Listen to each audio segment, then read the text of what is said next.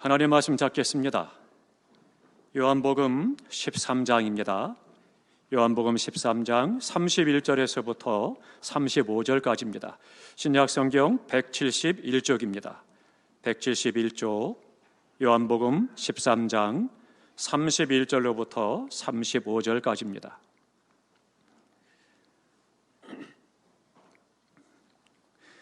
우리 다 함께 소리를 모아서 한 목소리를 크게 봉독하겠습니다. 봉독합니다. 그가 나간 후에 예수께서 이르시되 지금 인자가 영광을 받았고 하나님도 인자로 말미암아 영광을 받으셨도다. 만일 하나님이 그로 말미암아 영광을 받으셨으면 하나님도 자기로 말미암아 그에게 영광을 주시리니 곧 주시리라. 작은 자들아, 내가 아직 잠시 너희와 함께 있겠노라. 너희가 나를 찾을 것이나 일찍이 내가 유대인들에게 너희는 내가 가는 곳에 올 수 없다고 말한 것과 같이 지금 너희에게도 이르노라. 새 계명을 너희에게 주노니 서로 사랑하라. 내가 너희를 사랑한 것 같이 너희도 서로 사랑하라. 너희가 서로 사랑하면 이로써 모든 사람이 너희가 내 제자인 줄 알리라. 아멘. 아멘. 오늘 본문의 말씀을 가지고 제일은 사랑입니다 말씀을 드리도록 하겠습니다. 우리 성도님들께서는 사랑이 어떤 것이라 생각합니까? 무엇이 사랑일까요? 세상 사람들이 많은 문학 작품이라든가 혹은 연극이나 드라마나 다양한 장르를 통해서 사랑을 노래하고 사랑을 이야기합니다. 또 많은 사람들이 이 사랑 때문에 울고 웃고 힘들어하고 좋아하기도 합니다. 과연 그 사랑이 무엇일까요? 어떤 것을 가르쳐서 사랑이라고 이야기하겠습니까? 주경가였던 대가 베이컨은 이렇게 말했습니다. 사랑이란 그리스도인의 배지이다. 그렇게 이야기했습니다. 내가 어느 회사에 소속되었는가라고 하는 것을 회사의 로고를 배지로 만들어서 그래서는 가슴에 달고 다니는 것과 같은 것이죠. 그러니까 이 사람은 그 회사에 소속된 회사원이다라고 하는 것을 알려주는 것입니다. 마찬가지입니다. 우리 그리스도인도 내가 그리스도인이요 하나님의 사람이라고 하는 것을 알려주는 배지가 있는데 그 배지가 무엇이냐? 바로 사랑이다라고 말씀하고 있는 겁니다. 사도 바울은 고린도전서 13장 13절에 말합니다. 믿음과 소망과 사랑, 이 세 가지는 항상 있을 것인데 그 중에 제일은 사랑이라 말씀하고 있습니다.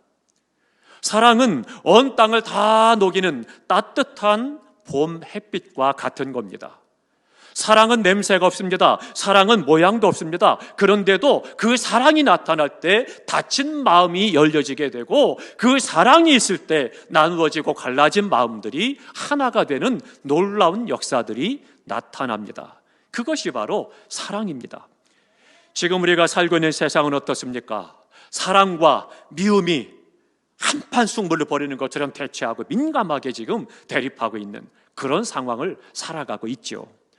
성경은 요한일서 4장 16절에 말씀합니다. 하나님은 사랑이시라 말씀하고 있습니다. 다 함께 하십니다. 하나님은 사랑이시라. 그러나 마귀라고 하는 존재, 사단이라고 하는 존재는 증오와 싸움과 시기와 분쟁의 영입니다. 그러다 보니까 사단 마귀는 어떻게든지 전 세계에 자신의 영토를 넓히기 위해서 사람과 사람 사이에 증오를 심어주고 다툼을 일으키고 서로 미워하며 싸우도록 역사한다라고 하는 거죠. 참으로 문제가 심각한 것이죠. 요즘에 전 세계적인 이슈 중에 하나가 국경 분쟁입니다. 중국과 일본도 마찬가지고 우리나라와 북한도 마찬가지고 또 대만과 중국의 문제고 또 아프리카 속에서도 마찬가지죠. 전 세계 곳곳에서 영토 분쟁 문제를 가지고 시끄럽죠. 그뿐이 아니죠. 신냉전 이데올로기 때문에 굉장히 심각한 어려움을 지금 겪고 있습니다. 미국을 중심으로 한 나라들과 또 중국을 중심으로 하고 러시아를 중심으로 한 나라들과 신냉전 이데올로기가 지금 전 세계를 힘들게 하죠. 그 사이에서 우리나라도 지금 굉장히 많은 어려움 가운데 이러지도 못하고 저러지도 못하고 힘든 상황에 놓여 있습니다. 뿐만 아니라 종교 분쟁도 심각합니다. 전 세계 곳곳에서 이슬람 문제 때문에 시기도 하죠. 우리나라도 어떻습니까? 저 아래 어느 지방에서는 이슬람 사원을 짓는 문제 때문에 동네 사람들하고 갈등이 빚어져서 문제가 심각해지고 참 어려움들이 지금 많이 일어나고 있습니다. 뿐만 아니라 개인 대 개인의 갈등도 심화되어지고 싸움도 많아지는 거죠. 그런데 따지고 보면 이 모든 것들이 무엇보다도 사랑의 부재 때문이라는 거죠. 사랑하지 못하고 나의 욕심 때문에, 이기적인 욕심들 때문에 나라와 나라가, 사람과 사람 사이에 이런 불쟁과 갈등과 싸움이 있다라고 하는 거죠. 우리가 지금 살고 있는 이 시대가 겪고 있는 어떤 것들, 아픔이라든가 불행이라든가 고민, 무엇 때문입니까? GMP의 문제, 고공행진하는 이자의 문제, 혹은 집권당의 문제, 야당의 문제, 이런 것들도 우리가 이야기하지만 사실은 근본적으로 따지고 돌아가 보면 그 문제가 아닙니다. 그것 때문에 고통하고 아프고 또 불행한 것이 아니라 오늘 이 시대의 우리들의 문제는 사랑이 식어지고 증오가 춤을 추기 때문에 문제가 되는 거죠. 이것이 우리의 삶의 진정한 문제가 되는 겁니다. 그래서 오늘 본문의 주님은 34절에 말씀합니다. 새 계명을 너희에게 주노니 서로 사랑하라. 내가 너희를 사랑한 것 같이 너희도 서로 사랑하라. 그렇게 말씀하고 계십니다. 그러면 오늘 우리가 여기서 주님께서 이 말씀을 하신 배경을 살펴봐야 되겠습니다. 요한복음 13장은요 크게 네 가지 사건을 기록하고 있습니다. 1절부터 20절까지는 주님께서 제자들에게 발을 다 씻어주십니다. 허리에 수건을 드리고 제자들 한 사람 한 사람 발을 다 씻어주십니다. 그리고 선생인 내가 너희들에게 본을 보였으니 너희도 섬기라. 그렇게 말씀하고 계십니다. 그리고 나서 21절부터 30절까지는요 최후의 만찬을 보시면서 그 자리에 뛰쳐나가는 가룟 유다의 사건을 기록을 하고 있습니다. 그리고 오늘 본문 31절부터 35절까지는 주님이 주시는 새 계명에 대해서 말씀하면서 서로 사랑하라 그렇게 말씀해주고 있습니다. 마지막 36절부터 38절까지는 베드로 네가 주님을 부인할 거다, 이것에 대해서 예언의 말씀을 기록하고 있습니다. 제자들 한 사람 한 사람의 발을 씻어주신 주님께서 가룟 유다가 주님을 배반할 것에 대해서 말씀을 하셔서 그의 정체를 다 드러내셨습니다. 그리고 나서 말씀하시기를 사랑하라, 이것이 새 계명이다 말씀해주고 있는 겁니다. 그래서 35절에 말씀합니다. 너희가 서로 사랑하면 이로써 모든 사람이 너희가 내 제자인 줄 알리라, 그렇게 말씀하고 있습니다. 주경과 파머는 이야기합니다. 교회가 교회될 수 있는 것은 표적도 아니요, 공식도 아니요, 사랑의 수도 아니요, 오직 사랑이 있다, 그렇게 말하고 있습니다. 정확한 겁니다. 교회가 얼마나 많이 모이느냐, 많이 모인 교회는 교회고 적게 모인 교회는 교회가 아니고 그런 거 아닙니다. 어떤 표적과 능력이 따른다고 해서 교회고 그렇지 않다고 해서 아니냐? 그렇지 않습니다. 어떤 공식이 아닙니다. 교회는 사랑해야 되는 거죠.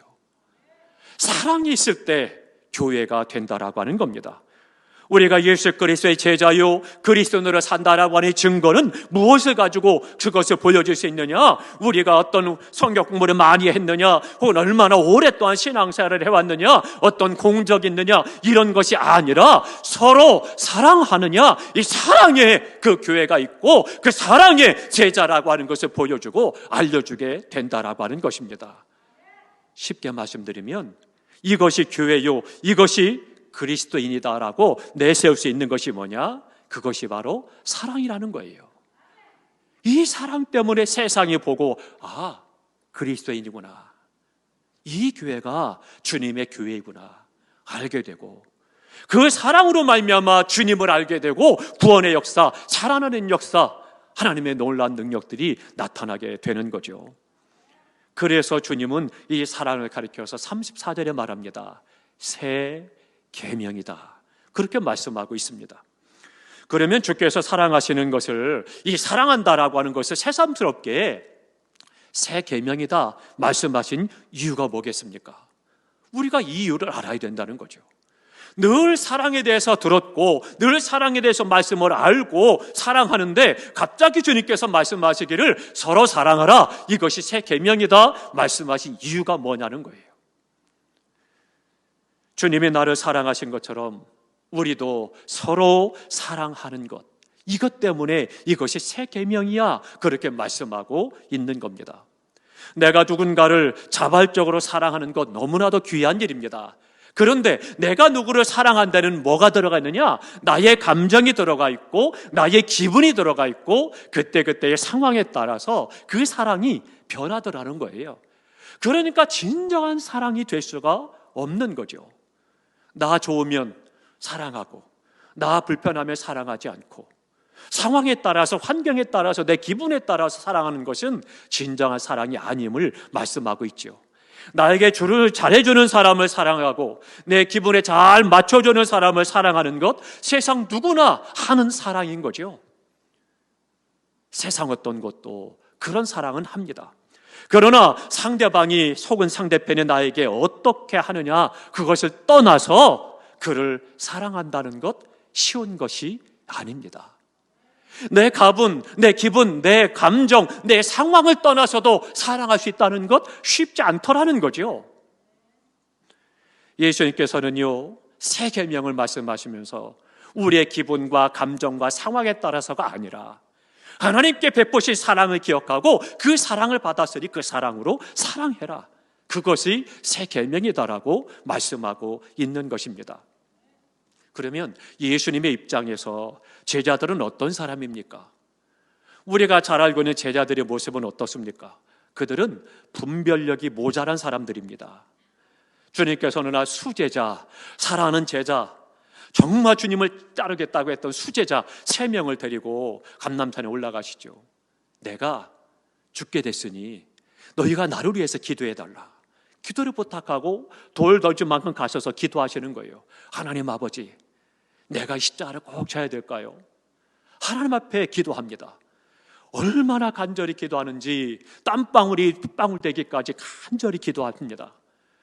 스승은 생명을 걸고 지금 기도하고 있고 12제자 가운데 특별히 사랑하고 수제자였던 그들에게 내가 죽게 됐으니 나를 위해 기도해달라 부탁하셨는데 제자들은 어땠어요? 꿀꿀 잠을 잤어요. 어떻게 그럴 수가 있겠습니까? 최소한 믿음이 없으면 의리라도 있어야죠. 참 안타까운 일이죠.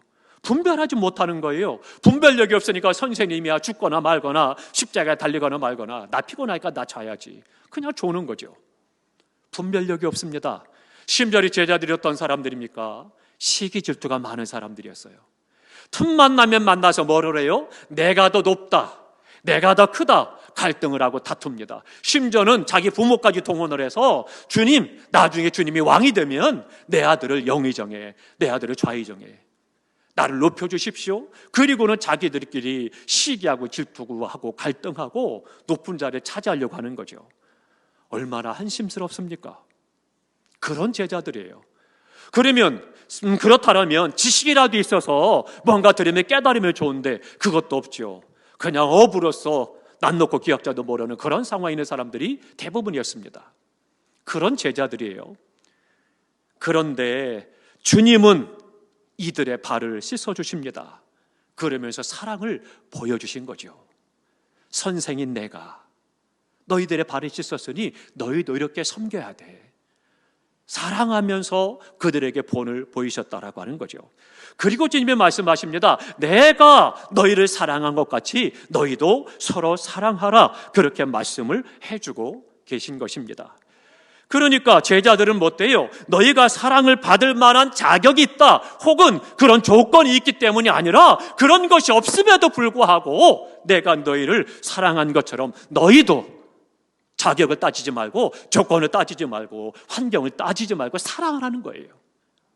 그 사랑을 이야기를 하고 있는 것입니다. 사랑하는 성도 여러분, 사랑이 제일입니다. 미국의 루즈벨트 대통령 아내가 엘레나 루즈벨트입니다. 이 영분이죠. 이 엘레나가 10살에 고아가 됐습니다. 양부모님은 다 잃었어요. 그리고 20살에 루즈벨트를 만나서 결혼을 했습니다. 그리고 6 자녀를 낳아서 양육을 합니다. 어느 날 아이 하나가 죽었습니다. 죽는데 어디서 죽었느냐? 보는 눈앞에서 죽었어요. 얼마나 힘들겠습니까? 참 고통스러운 시간이죠. 친구들이 우르르 몰려와서 어머 어떡하면 좋아. 친구야 힘내. 친구를 위로합니다. 그때 엘레나가 이 친구들에게 이렇게 대답을 합니다. 걱정하지 마. 나에게는 아직도 사랑할 수 있는 아이들이 5이나 있어. 이 아이 때문에 내가 낙심하고 주저앉아서 어쩔 줄 몰라하는 것이 아니라 아직 사랑해야 될 아이들이 5이나 있으니 괜찮아. 오히려 친구들을 위로하는 거죠. 얼마나 담대하고 얼마나 어머니로서 멋있는지요. 정말 사랑을 아는 사람이죠. 어느 날 남편 루즈벨트가 한쪽 다리가 마르기 시작을 합니다. 무슨 병인지 모르겠는데 다리 한쪽이 마르기 시작을 하고 근육이 없어지고 힘줄이 마르고 그러면서 걷지 못하게 됩니다. 그러니까 어떻게 해요? 결국은 의술도 발달하지 않고 또 어떤 의학적인 어떤 다른 부수적인 부속품도 발달하지 않다 보니까 쇳덩이를 갖다가 폐팝을 갖다가 만들어서 그래서는 그 다리에다 대고 그리고는 발목을 짚고 겁니다. 그것도 안 되니까 휠체어를 타고 이동을 하고 움직이면서 생활을 합니다. 루즈벨트 마음이 너무 힘든 거예요. 어느 날 엘레나에게 물었습니다. 여보, 아직도 나를 사랑해요? 그렇게 물었습니다. 그때 엘레나가 이렇게 대답했다고 합니다. 나는 당신의 살인만을 사랑한 것이 아니라 당신 루즈벨트를 전부를 사랑했습니다. 그렇게 대답을 했다라고 그래요. 돈을 사랑하는 사람이라면 돈이 떨어지면 도망갈 겁니다. 명예를 사랑하는 사람이라면 명예가 떨어지면 그를 떠날 것입니다. 권력을 사랑하는 사람이라면 권력에서 내려오면 그를 떠날 것입니다. 그러나 엘레나는 루즈벨트처럼 자신의 모든 것이 한 부분이 아니라 그를 사랑했기 때문에 그와 함께하고 떠나지 않고 계속해서 사랑으로 함께했던 것입니다. 하나님의 사랑은 어떤 사랑입니까? 오늘 우리에게 베풀어 주시고 제자들에게 베푸신 그 사랑을 말씀하면서 너희도 사랑하라 말씀하시는데 오늘 우리가 받은 사랑이 어떤 사랑이냐라고 하는 거예요. 그 하나님의 사랑은요, 첫 번째로는 몸소 실천하신 사랑입니다. 야 성웅아, 내가 너를 사랑해. 말로만 사랑하신 것이 아니라 나를 위해서 예수 그리스도를 보내셨고 십자가에 못 박아 죽게 하셨고 그 십자가에 희생시키신 사랑, 실천하신 사랑을 하나님은 우리에게 주셨다라고 하는 거예요. 말로만 사랑한다 누구나 할 수 있는 거죠. 그러나 실천할 수 있다는 거 쉽지 않은 것입니다.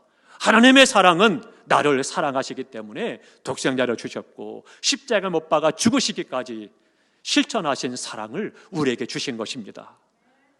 하나님의 사랑은요, 두 번째로는 영원한 사랑입니다. 잠시 동안만 사랑하는 사랑이 아닙니다.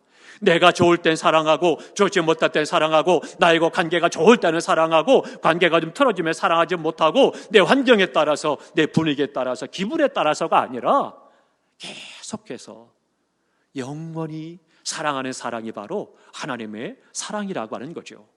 그 사랑은 지금도 우리 안에 계속되고 있음을 믿으시기 바랍니다. 세 번째로는요, 하나님의 사랑은 차별이 없는 사랑입니다. 누구는 사랑하고 누구는 사랑하지 않고 미워했다, 그렇지 않습니다. 누구나 다 하나님은 사랑하신다는 거죠. 모든 사람을 동일하게 사랑하십니다. 그래서 어때요? 하나님께서 세상 모든 사람들의 살아갈 수 있도록 공기를 주시고 햇빛을 주시고 바람을 주시고 물을 주시잖아요.